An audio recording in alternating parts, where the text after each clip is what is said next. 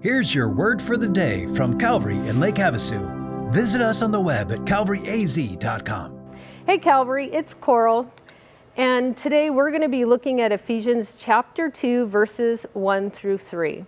And if you're following along, you can find that on page 1159. In reading these verses, I couldn't help but be reminded of something I used to hear all the time, and that is, don't forget who you are and where you came from.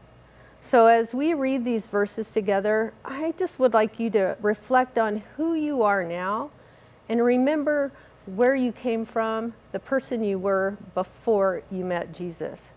So starting in verse 1, let's see what Paul says.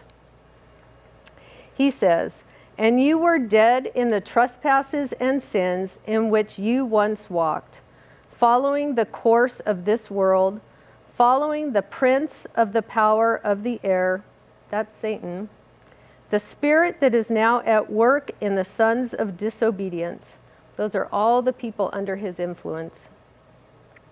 "Among whom we all once lived in the passions of our flesh, carrying out the desires of the body and the mind, and were by nature children of wrath," just like the rest of mankind. So Paul, he doesn't sugarcoat anything, and he definitely doesn't leave himself off the hook. We, just like Paul was, were all once dead in sin at some point. We all walked in the ways of the world, and we all lived according to our flesh and according to the desires of our minds and our hearts and our bodies. Satan controlled us from the inside out.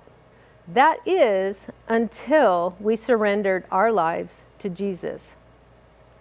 Knowing that the spirit of the air is still alive and living in others, controlling them from the inside, controlling their thoughts and their deeds, well, that should generate both heartache and compassion within us. And it reminds me of Hebrews 10:22, which tells us that Jesus sprinkled our hearts clean. He sprinkled us clean from an evil conscience, and our bodies were washed with pure water. Those who don't know Jesus yet, who don't have a relationship with him yet, who have yet to be sprinkled clean, they need our understanding, they need our compassion, they definitely need our prayers and our love, and yes, even our forgiveness. So today, think about who you are now.